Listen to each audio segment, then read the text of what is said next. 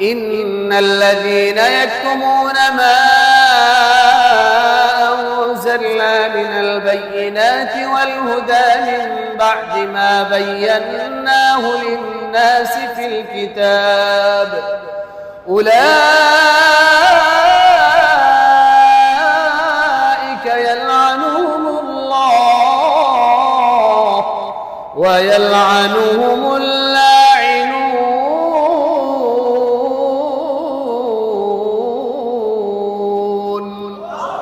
আল্লাহ রাব্বুল আলামিন বলেন ইন্নাল্লাযীনা ইয়াকতুমুনা মা আনজালনা মিনাল বায়্যিনাত, নিশ্চয়ই যারা আল্লাহ রাব্বুল আলামিন যেই সমস্ত স্পষ্ট নিদর্শনাবলী নাজিল করেছেন পূর্ববর্তী আসমানি কিতাবে তাওরাত, জাবুর, ইনজিলে প্রিয় নবীজি মুহাম্মদুর রাসূলুল্লাহ সাল্লাল্লাহু আলাইহি ওয়াসাল্লাম যে শেষ জামানায় আগমন করবেন, নবীজির আগমনের নিদর্শন সমূহ আল্লাহ পাক আগের আসমানি কিতাবগুলোতে উল্লেখ করে দিয়েছেন। সুবহানাল্লাহ। আল্লাহ বলেন ওই যে নিদর্শনগুলো আমি আল্লাহ উল্লেখ করলাম, সেই নিদর্শনগুলোকে ইহুদি আর খ্রিস্টানদের আলেম যারা আছে তারা যারা ওই নিদর্শনগুলোকে ধামাচাপা দিয়েছে, গোপন করেছে, প্রকাশ করে নাই, আল্লাহ রাব্বুল আলামিন বলেন উলাইকা ইয়ালআনুহুমুল্লাহ, ওই সমস্ত ইহুদি আর খ্রিস্টান আলেমদের উপরে আল্লাহর লানত তথা আল্লাহর অভিশাপ। নাউজুবিল্লাহ। শুধু আল্লাহর লানতই না, ওয়া ইয়ালআনুহুমুল লাইনুন, দুনিয়ার মধ্যে আসমানের মধ্যে যত ফেরেশতা আছে, দুনিয়ায় যত ফেরেশতা আছে, দুনিয়ায় যত মানুষ আছে, সবাই তাদেরকে লানত দেয়, অভিশাপ দেয়। নাউজুবিল্লাহ। তাহলে যারা আল্লাহ পাকের নিদর্শনকে গোপন করে তাদেরকে অভিশাপ দেয় কে? তাদের উপরে গজব নাজিল করেন কে? আরো জোরে বলেন কে? আল্লাহ। এখন প্রশ্ন হলো ইহুদিরা কি কি গোপন করছে? তাওরাত কিতাবে আল্লাহ রাব্বুল আলামিন শেষ জামানার নবীর কয়েকটা সিম্পটম, কয়েকটা আলামত আল্লাহ পাক উল্লেখ করেছেন। যেমন ফর এক্সাম্পল তাওরাত কিতাবে আছে শেষ জামানায় যে নবী আগমন করবে ওই নবীর ঘাড়ে নবুয়তের একটা সিলমোহর থাকবে। সুবহানাল্লাহ। আচ্ছা বলেন তো তাওরাতে এই যে সিম্পটম গুলো এগুলো নাজিল করেছেন কে? আল্লাহ। তো ইহুদি আলেম যারা ছিল, ইহুদি আলেমরা এই সিম্পটম গুলো তারা গোপন করেছে, তারা উল্লেখ করে নাই। শেষ জামানার নবীর ঘাড়ের মধ্যে নবীজির সিলমোহর ছিল, নবুয়তের সিলমোহর, এটা তারা গোপন করেছে। কারণ এটা যদি তারা প্রকাশ করে দেয় তাহলে অধিকাংশ ইহুদিরা মুসলমান হয়ে যাবে। সুবহানাল্লাহ বলেন। তারা যাতে ইহুদিরা মুসলমান না হতে পারে, খ্রিস্টানরা ইনজিলে আল্লাহ পাক যে সমস্ত সিম্পটম গুলো বলেছেন তারাও গোপন করেছে যাতে করে খ্রিস্টানরা মুসলমান না হতে পারে। কিন্তু আমার আল্লাহ রাব্বুল আলামিন ওই ইহুদি একজন আলেম, সবচাইতে বড় ইহুদিদের যে পণ্ডিত ছিল, নাম হলো আব্দুল্লাহ ইবনে সালাম। নাম কি বললাম? আব্দুল্লাহ ইবনে সালাম। ওই আব্দুল্লাহ ইবনে সালাম ইহুদিদের মধ্যে অনেক বড় পণ্ডিত ছিল, অনেক বড় আলেম ছিল। একবার ইহুদিদের আলেমদের একটা মিলন মেলা হলো, সব আলেম, এখানে কোনো সাধারণ মানুষ নাই, ইহুদি আলেম আর কি, তাওরাত কিতাবের আলেম। এই আলেমরা তাওরাতে যা যা আছে সব তাদের জ্ঞান আছে, তাওরাত সম্পর্কে তাদের আইডিয়া আছে, তাওরাতের ইলম সবার মধ্যে আছে। এরা সবাই বসার পরে তারা পরামর্শ করলো মুহাম্মদ যে নবী দাবি করতেছে, মুহাম্মদ যেভাবে শুরু করছে কিছুদিন পরে তো আর ইহুদি থাকবে না, সব মুসলমান হয়ে যাবে। সুবহানাল্লাহ। তাকে থামানোর দরকার আছে। কিভাবে থামানো যায়? তারা পরামর্শ করে টোটাল 1400 মাসআলা বের করলো। কত মাসআলা? কত? 1400, একটা দুইটা না, 1400 মাসআলা তারা তাওরাত কিতাব থেকে নোট করে নিল, আলাদা করলো যে আমরা এই 1400 মাসআলা সম্পর্কে মুহাম্মদকে প্রশ্ন করব, যদি সে এই প্রশ্নের উত্তর দিতে পারে তাহলে আমরা তার ব্যাপারে নমনীয় মাইন্ডে অবস্থান করব। আর সে তো এই 1400 মাসআলা তো দূরের কথা, 100 মাসআলার উত্তর তো সে দিতে পারবে না, কারণ সে তো তাওরাতের কপি এখনো পড়ে নাই। পড়বে কোত্থেকে? তার তো সেই পড়ার যোগ্যতাই নাই, সে তো উম্মি, সে তো কোনো পড়ালেখা জানে না।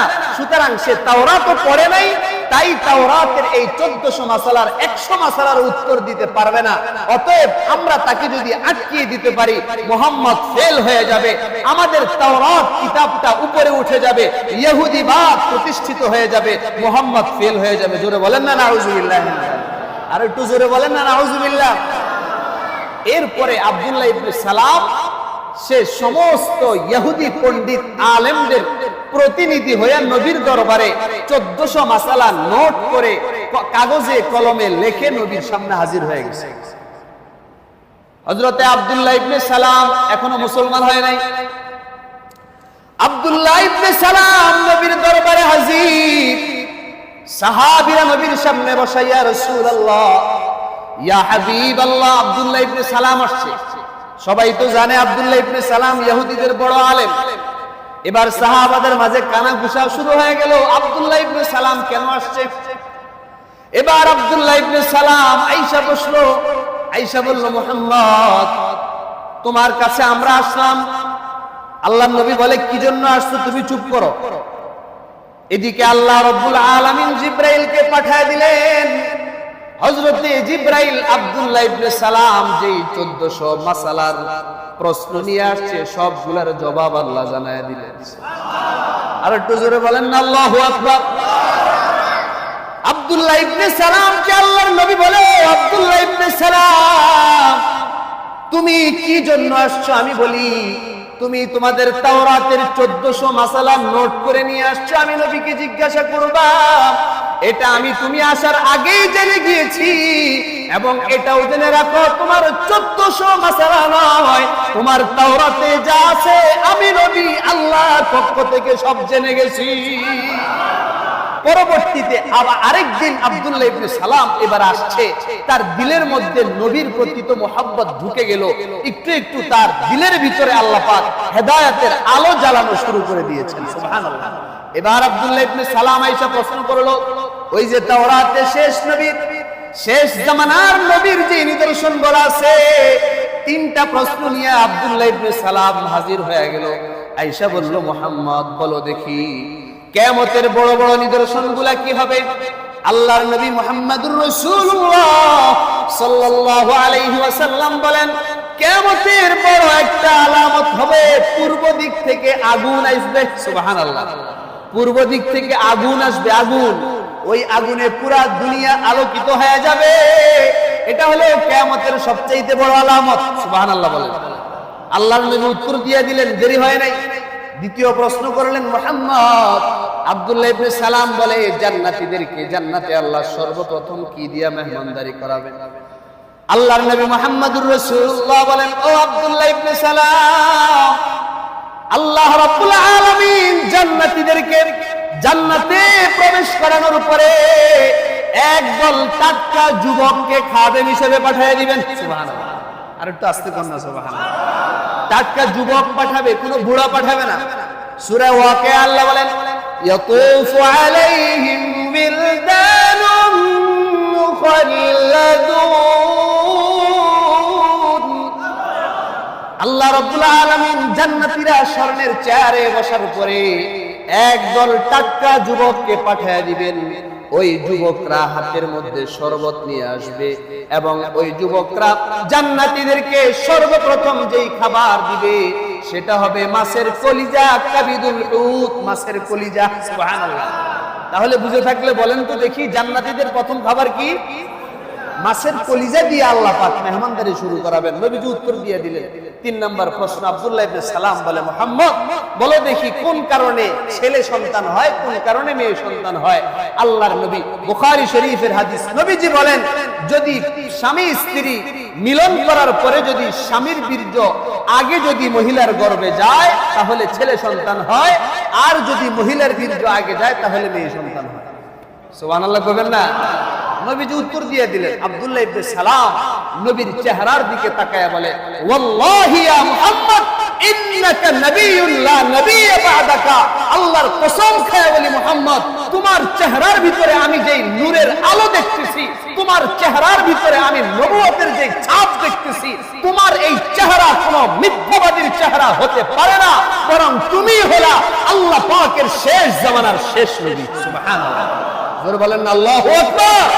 হযরত আব্দুল্লাহ ইবনে সালাম পড়লেন, সবাই পড়েন, লা ইলাহা ইল্লাল্লাহ মুহাম্মাদুর রাসূলুল্লাহ সাল্লাল্লাহু আলাইহি ওয়াসাল্লাম। হযরত আব্দুল্লাহ ইবনে সালাম মুসলমান হয়ে গেলেন। এই যে আল্লাহ পাক বলেন তাওরাতে যে নিদর্শনগুলো আমি বলেছিলাম শেষ নবীর কি কি নিদর্শন হবে, ইহুদি আলেমরা এই নিদর্শনগুলোকে গোপন করে মানুষদেরকে ইসলামের হেদায়েত থেকে দূরে রেখেছিল, কিন্তু আমার আল্লাহ এমন কিছু ব্যক্তিকে ওই হেদায়েতের আলো দিয়ে দিয়েছেন যে হেদায়েতের আলোর মাধ্যমে তারা মুসলমান হয়ে গিয়েছিল। সুবহানাল্লাহ। এরপরে আল্লাহ বলেন সুতরাং তারপরেও যারা ওই নিদর্শনগুলোকে প্রকাশ করে দিয়েছে, আল্লাহর কাছে তাওবা করেছে, আল্লাহ বলেন ইল্লাল্লাযীনা তাবু ওয়া আসলাহু ওয়া বায়্যানু ফাউলাইকা আতুবু আলাইহিম ওয়া আনাত তাওয়াবুর রহিম। আল্লাহ বলেন তবে ইহুদি আর খ্রিস্টানদের মধ্য থেকে যারা ওই নিদর্শনগুলো গোপন করার পরে এক পর্যায়ে আইসা আমি আল্লাহর দরবারে তাওবা করে, ইল্লাল্লাযীনা তাবু, যারা তাওবা করেছে, যারা গুনাহ থেকে মুক্তি চেয়েছে, ওয়া আসলাহু, এবং নিজেদেরকে সংশোধন করে নিয়েছে, ওয়া বায়্যানু ফাউলাইকা আতুবু আলাইহিম, এবং আমি আল্লাহ তাওরাত আর ইনজিলের মধ্যে যেই নিদর্শন বলেছি তারা যখন ওই নিদর্শনগুলো আবার প্রকাশ করে দিয়েছে, আমি আল্লাহ তাদের সেই তাওবা কবুল করে নিয়েছি। সুবহানাল্লাহ। ওয়া আনাত তাওয়াবুর রহিম।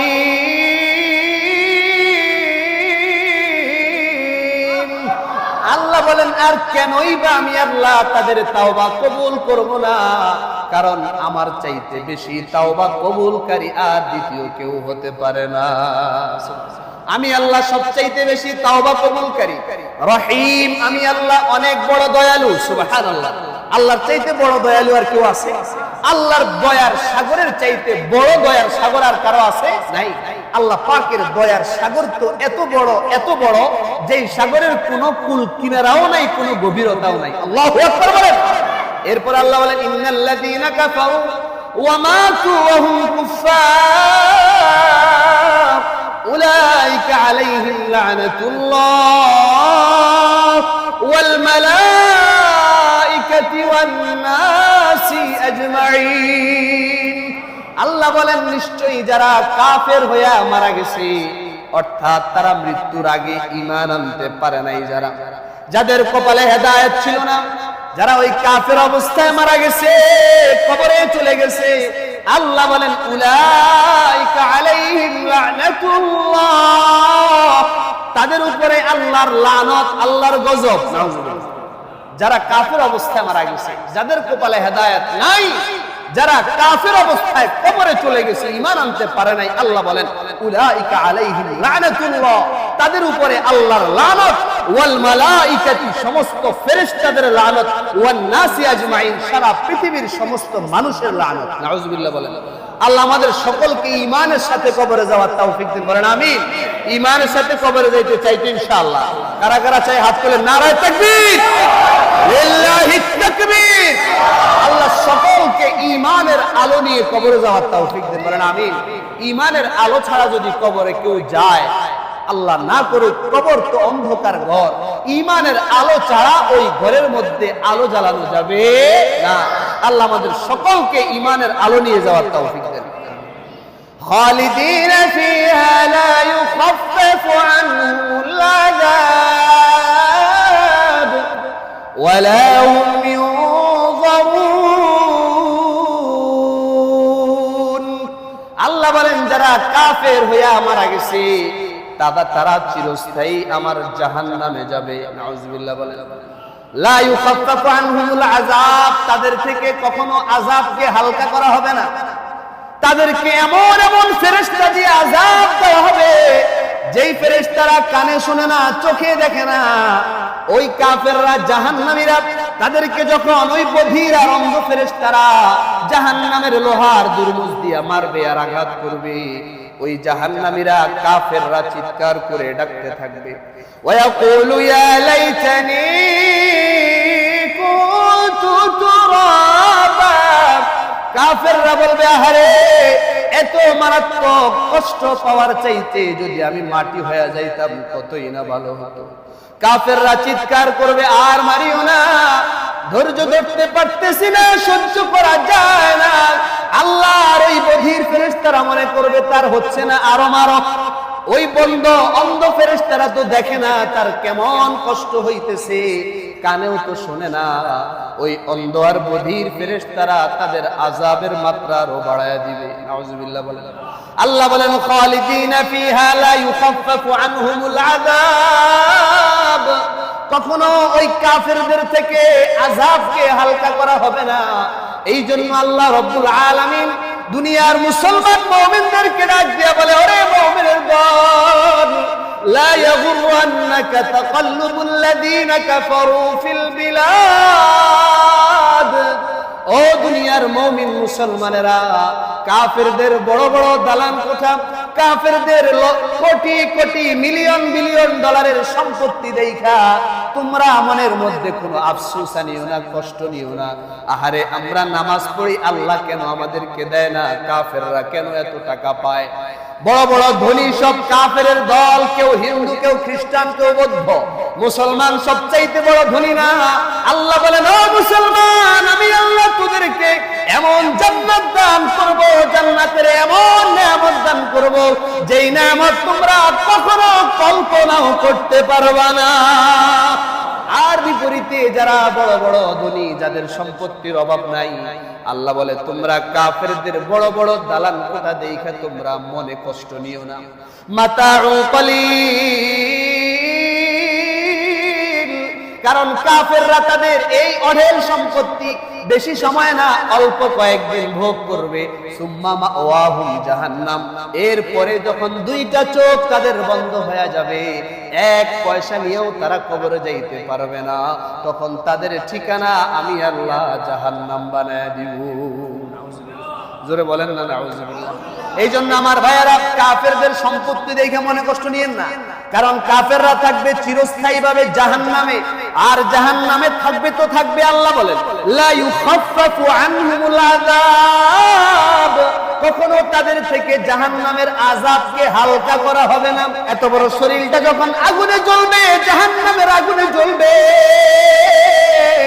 তাদের শরীরের চামড়াগুলো জ্বলে যাবে, চামড়া জ্বলে গোশতের উপরের চর্বিগুলো গলে গলে যখন জাহান্নামের আগুনে পড়বে, তাদের হাড্ডিগুলোর মধ্যে পর্যন্ত আগুন লেগে যাবে, তাদের চামড়াগুলো জ্বলে যাবে। জাহান্নামীরা চিৎকার করবে, তাদের চিৎকার শোনার মতো কেউ থাকবে না। তাদের এত বড় শরীরটা যখন পুড়ে যাবে, গোশতগুলো ছাই হয়ে যাবে, তাদের হাড়ের মধ্যে আগুন লেগে যাবে, কিন্তু তাদের রূহ বের হবে না, তারা জীবিত থাকবে, তাদের রূহটাকে আল্লাহ আর কখনো বের করবে না। যখন তাদের সমস্ত চামড়া পুড়ে যাবে, গলে যাবে, আল্লাহ আবার কুদরতি ভাবে তাদের শরীরে আবার চামড়ার গোশত ফিট করে দিবে। এভাবে তাদের উপরে আযাব চলতে থাকবে। জাহান্নামের ওই কঠিন আগুনে তাদের তাপে গলা শুকিয়ে যাবে, পিপাসা লাগবে। আল্লাহর কাছে ডাক দিয়া বলবে, আল্লাহ অনেক পিপাসা লেগেছে, খুব পিপাসার জন্য, পিপাসা নিবারণের জন্য একটু পানি দেন।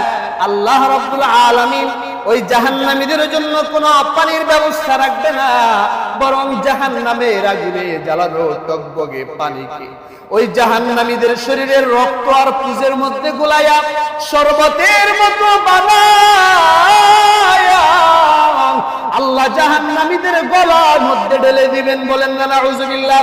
ওই জাহান্নামীদের গলার মধ্যে যখন আল্লাহ রক্ত আর পুজ আর গরম পানি ঢালবে, ওইগুলো জাহান্নামীদের পেটগুলোকে জ্বালায়া, নাড়ি বুড়িকে জ্বালায়া পিছনের রাস্তা দিয়ে বের করে দিবে। নাউযুবিল্লাহ। আল্লাহ বলেন লা ইউখাফফাফু আনহুমুল আযাব, জাহান্নামীদের থেকে আযাবকে কখনো হালকা করা হবে না। তারা যতই কাকুতি করবে, মিনতি করবে, আল্লাহ বলে না, দুনিয়ায় কেন আমাকে আল্লাহ বলে ডাকলি না? সুবহানাল্লাহ বলেন না। দুনিয়ায় যদি আমাকে একবার তুই লা ইলাহা ইল্লাল্লাহ এতটুকু কালিমা যদি পড়ে তুই কবরে আসতে পারতি, আমি আল্লাহ তোর জন্য জান্নাত ঠিকানা বানায় দিতাম। সুবহানাল্লাহ। আমি আল্লাহ তুই একটু উসিলা খুঁজি, আমার বান্দারা আমাকে আল্লাহ বলে একবার ডাক দে। ও বান্দা, তোরা কই আছো? আমি আল্লাহ তোর ডাক শোনার জন্য বসে আছি। আল্লাহু আকবার বলেন। আল্লাহ বসে থাকেন, বান্দা কখন আল্লাহকে ডাক দিবে? গুনাহগার বান্দাগুলো কখন দিয়া গুনাহ ক্ষমা চাইবে। আল্লাহ তো তাদের অপেক্ষায় বসে থাকে। বান্দা যদি একবার ডাক দেয়, আল্লাহ রাব্বুল আলামিন বান্দার ডাকে কয়েকবার জবাব দেয়। সুবহানাল্লাহ। বান্দা যদি আল্লাহর দিকে এক বিঘত তাকায় যায়, আল্লাহ এক হাত আসেন, আল্লাহু আকবার বলেন। বান্দা যদি আল্লাহর দিকে হেঁটে হেঁটে যায়, আল্লাহ বলেন আমি আমার ওই বান্দার দিকে দৌড়ায় যাই। আল্লাহু আকবার। এই জন্য আমার ভাইয়েরা সব সময় ডাকবো কাকে? আরো জোরে বলেন কাকে? আল্লাহকে ডাক এমন ভাবে দিব কেমন যেন আপনার সাথে আল্লাহর একটা অন্তরের সম্পর্ক হয়ে যায়। সুবহানাল্লাহ। আল্লাহকে এমন ভাবে ডাকতে হবে মনে হয় যেন আল্লাহ ডাক দেওয়ার সাথে সাথে আপনার জবানটা মধুর চাইতে মিষ্টি হয়ে যায়। সুবহানাল্লাহ। ডাকতে রাজি আছি তো ইনশাআল্লাহ? আল্লাহ সকলকে তৌফিক দিন, বলেন আমিন। ওয়ালা হুম ইনজারুন। আল্লাহ বলেন ও বান্দারা, আমাকে না ডাইকে তো কোনো উপায় নাই, কারণ জাহান্নামের আযাব এত কঠিন, একটা সেকেন্ড তোমরা সহ্য করতে পারবা না। এবং যারা জাহান্নামে যাবে তাদেরকে জাহান্নামের আযাব থেকে এক সেকেন্ডের জন্য অব্যাহতি দেওয়া হবে না। নাউজুবিল্লাহ বলেন না। আল্লাহ আমাদের সকলকে হেফাজত করেন। এরপরে আল্লাহ বলেন ও আমার বান্দারা, সব সময় মৃত্যুর আগ পর্যন্ত মনে রাখবা। কি মনে রাখবা? ওয়া ইলাহুকুম ইলাহু ওয়াহিদ লা ইলাহা ইল্লাহু আর রহমানুর রহিম।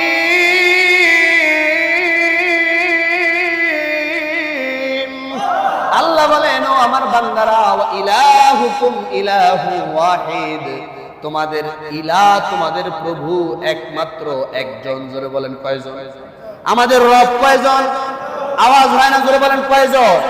আল্লাহ বলেন ইলাহুকুম ইলাহু ওয়াহিদ, তোমাদের ইলাহ, তোমাদের রব, তোমাদের পালনকর্তা, তোমাদের মুনিক, তোমাদের অভিভাবক মাত্র একজন। আল্লাহু আকবার বলেন।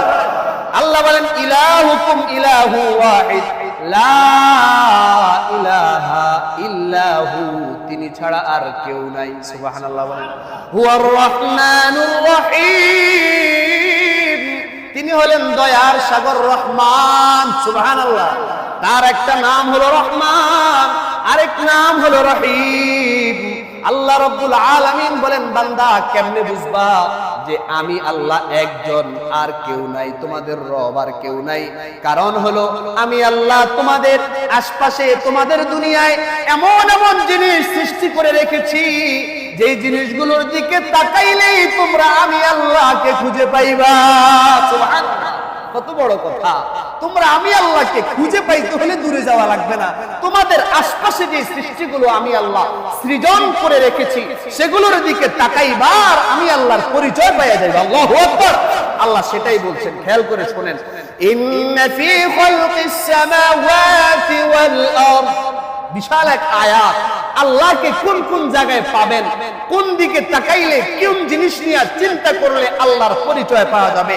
আল্লাহ প্রথমে বলেন ইন্না ফি খালকিস সামাওয়াতি ওয়াল আরদ, ও আমার বান্দারা, আমি আল্লাহ যে সাতটা আসমানকে খুঁটিবিহীন সৃষ্টি করে রেখেছি, এক আসমান চাইতে আরেক আসমান বড়, দ্বিতীয় চাইতে তৃতীয় বড়, তৃতীয় থেকে চতুর্থ বড়, চতুর্থ থেকে পঞ্চম, পঞ্চম থেকে ষষ্ঠ, ষষ্ঠ থেকে সপ্তম, তারপরে সিদরাতুল মুনতাহা, বাইতুল মামুর।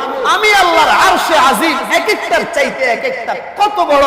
এতগুলো আকাশ, সিদরাতুল মুনতাহা আর আরশ, কুরসি বানানোর জন্য আমি আল্লাহ একটা খুঁটিও ব্যবহার করি নাই। সুবহানাল্লাহ বলেন। ওই আসমানের দিকে তাকাইবা, লক্ষ কোটি তারকার দিকে তাকাইবা, এক একটা তারকার চাইতে এক একটা তারকা আরো বড়। সুবহানাল্লাহ বলেন। ওই তারকাগুলোর দিকে তাকাইবা, গ্যালাক্সির দিকে তাকাইবা, ব্যাটেল জিউস নামক তারকার দিকে তাকাইবা, আমি আল্লাহরে খুঁজে পাইবা। সুবহানাল্লাহ বলেন। ওই তারকাগুলো মিট মিট করে তোমাদেরকে আলো দেয়, চন্দ্রগুলো তোমাদেরকে আলো দেয়, সূর্যগুলো দিনে আলো দেয়। মজার ব্যাপার হলো তুমি তো চিন্তা করলেই তোমার মাথায় এটা ঢুকার কথা যে সূর্য প্রতিদিন একই টাইমে উঠে, সেই ফজরের আগ মুহূর্তে উঠে, কোনদিন সূর্য ফজরের পরে উঠে না। চন্দ্র তো মাগরিবের নামাজের আজানের সময় হয়ে গেলে পশ্চিম আকাশে চলে আসে, কোনদিন তো মাগরিবের এশারের পরে উঠে না, কোনদিন তো আসরের সময় উঠে না। তারকাগুলো চাঁদের সাথে উঠে যায়, কোনদিন তো ব্যতিক্রম হয় না। প্রত্যেক দিন সূর্য আর চন্দ্রগুলো টাইম টু টাইম তাদের নির্দিষ্ট টাইমে উঠে যাচ্ছে, নির্দিষ্ট সময়ে আমাদেরকে আলো দিচ্ছে। এগুলোর দিকে যখন তোমরা লক্ষ্য করবা 100% আমি আল্লাহকে পাওয়া যাবে। সুবহানাল্লাহ। আল্লাহকে এগুলোর দিকে তাকাইলে পাওয়া যায় কি যায় না? এই যে আসমানটাকে আল্লাহ পাক তারকা দিয়ে সাজাইলেন, এই আল্লাহ রাব্বুল আলামিন তারকা দিয়ে সাজাইছেন শুধুমাত্র আমাদের জন্য। সুবহানাল্লাহ। তো আমরা অবশ্যই আল্লাহকে খুঁজে নিতে হবে তারকার মাঝে, আমাদেরকে আল্লাহকে খুঁজতে হবে সূর্যের মাঝে, আমাদেরকে আল্লাহকে খুঁজতে হবে সাত আসমানের মাঝে। আল্লাহ বলেন শুধু আসমান না, ও আমার বান্দা, ইন্না ফি খালকিস সামাওয়াতি ওয়াল আরদ, তোমরা যে জমিনে বসবাস করো ওই জমিনের দিকে লক্ষ্য করো না। এই জমিন তো কোনো মাটি ছিল না, শুধু পানি আর পানি। সেই পানি থেকে আমি আল্লাহ জমিন বানাইলাম। কেমনে পানি থেকে জমিন হয়ে গেল? অবশ্যই তো একজন বানানেওয়ালা আছে। আরো জোরে বলেন, আছে না নাই? আল্লাহ পাক রব্বুল আলামিন বলেন জমিনের দিকে তাকাও, চিন্তা করো। আরে শুধু জমিন না, জমিন থেকে যেই গাছগাছালি উদ্গত হয়, যেই শস্য উদ্গত হয়, সেগুলোর দিকে তাকাও। তুমি একটা বীজ বপন করলা, এই বীজটার মধ্য থেকে গাছটা বের করে মাটি ফেড়ে উপরে উঠাইলেন, আবার নির্দিষ্ট সময়ে বড় হয়ে যায়, নির্দিষ্ট মৌসুমে গাছে ফল চলে আসে। ও বান্দারা, এগুলা নিয়ে চিন্তা করো। এই যে বীজ থেকে গাছটা উঠাইলেন কে? মাটি ফেড়ে মাটি ভেদ করে গাছটাকে বড় করলেন কে? এই গাছের মধ্যে ফুল ফলালেন কে? এই ফুল থেকে আবার ফল ধরাইলেন কে? আল্লাহু আকবার জোরে বল। এই সবগুলোর পেছনে কাজ করেন কে? আল্লাহ বলেন সেদিকে তাকাও, জমিনের দিকে তাকাও, আমি আল্লাহকে পাইবা।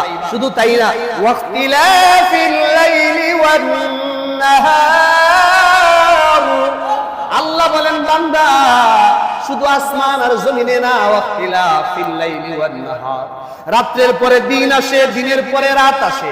হঠাৎ করে দিন চললো 14 ঘন্টা 16 ঘন্টা দিনের সময়, আবার রাতের সময় 10 ঘন্টা, আবার কোন সময় 12 ঘন্টা, 10 ঘন্টা, 8 ঘন্টা হয়ে যায়।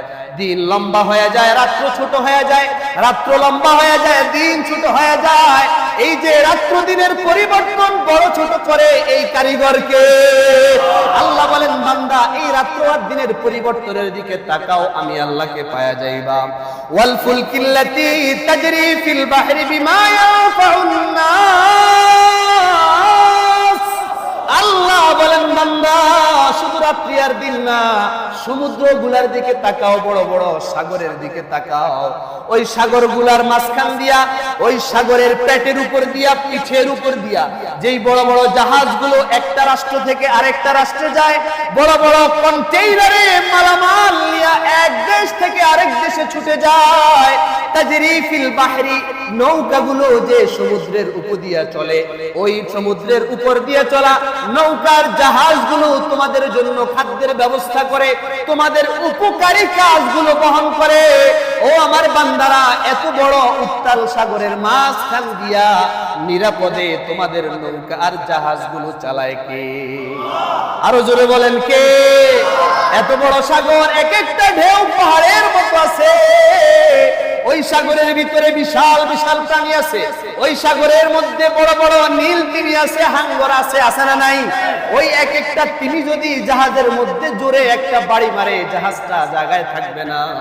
আল্লাহ বলে বান্দা আমি আল্লাহ তোদের উপরে রহম করিয়া সাগরের ঢেউ থেকে বাঁচায়া, সাগরের বড় বড় প্রাণীগুলো থেকে আমি আল্লাহ তোদেরকে রক্ষা করিয়া তোদের জীবন যাপনের ব্যবস্থা করি। সুবহানাল্লাহ। আমি আল্লাহ তোদের খাবারের ব্যবস্থা করি। ওই সাগরের দিকে তাকাও, ওই সাগরের ওই ঢেউগুলোর মাঝে সাগরের যে কলকল পানি, সমুদ্র সৈকতে তুমি যাও, সেখান থেকে সেন্ট মার্টিনে রওনা হবা। রওনা হওয়ার সময় মাঝ পথে দেখবা এক পাশে ঘোলা পানি, আরেক পাশে নীল পানি। ঘোলা পানি নীল পানির সাথে ফ্রেশ পানির সাথে মিলে না। ওরে বান্দা, এটা দেখেই তো তুমি বুঝতে পারো এই যে দুইটা পানি একসাথে চলমান প্রবাহিত হচ্ছে, কিন্তু একটার সাথে আরেকটা মিলে না। এই পানিগুলোকে পরিচালনা করে কে? ওই পানির দিকে তাকাইবা, আমি আল্লাহকে পাইবা। আল্লাহ বলেন শুধু তাই না, ওয়া মা আনজালাল্লাহু মিনাস সামাই মিন মা, ও বান্দা শুধু সমুদ্র নয়, শুধু নদী নয়, তুমি আসমান থেকে যে বৃষ্টি বর্ষণ হয়, আমি আল্লাহ যে বৃষ্টি তোমাদের জন্য জমিনের মধ্যে ফেলাই, আর ওই বৃষ্টির ফলে তোমাদের জমিনে শস্য উদ্গত হয়। আওয়াজ করে বলো তো দেখি, ওই বৃষ্টিটা আসমান থেকে নামায় কে? আরো জোরে বলেন কে? কিছুদিন আগে বাংলাদেশি বৃষ্টির জন্য হাহাকার, প্রত্যেকটা জেলায় সালাতুল ইস্তিসকা বৃষ্টি প্রার্থনার নামাজ পড়া হয়েছে। ওই সময় বুঝা গেছে আল্লাহর দেওয়া রহমতের বৃষ্টির কত দাম। আল্লাহু আকবার। যদি আমার আল্লাহ বৃষ্টি দুনিয়ায় না দিত, দুনিয়ার মানুষ না খায় মারা যাইতো। কথা ঠিক না বেঠিক? আল্লাহ বলেন, বান্দা আসমান থেকে বর্ষিত সেই বৃষ্টির দিকে তাকাও, আমি আল্লাহ ওই বৃষ্টির মাধ্যমে তোমাদের রিজিকের ব্যবস্থা করে দেই। সুবহানাল্লাহ। আল্লাহ বলেন, ওয়া আনজালাল্লাহু মিনাস সামাই মিন মা, আসমান থেকে আমি আল্লাহ পানি বর্ষণ করি। ফাহিয়া বিহিল আরদা বাদা মাউতিহা, প্রচন্ড সূর্যের তাপে, গরমের তাপে জমিনগুলো তামা হয়ে যায়, জমিনগুলো ফেটে যায়। আমি আল্লাহ বৃষ্টি নাজিল করার পরে আবার জমিনটা তাজা হয়ে যায়। সুবহানাল্লাহ। আবার জমিনের রূহ ফিরে আসে, জমিন থেকে ফসল বের হয়, সেগুলো খায়া তোমরা জীবন যাপন করো। ও বান্দারা, জোরে আওয়াজ করো, বলো ওই বৃষ্টিটা নাজিল করে কে? আল্লাহ। আল্লাহ বলেন, বৃষ্টির দিকে তাকাও, আমি আল্লাহকে পাওয়া যায়। আল্লাহু আকবার বলেন। ওয়া শুধু তাই না, এরপরে আল্লাহ বলেন, বা'দা মাউতিহা ওয়া বাসসা ফিহা মিন কুল্লি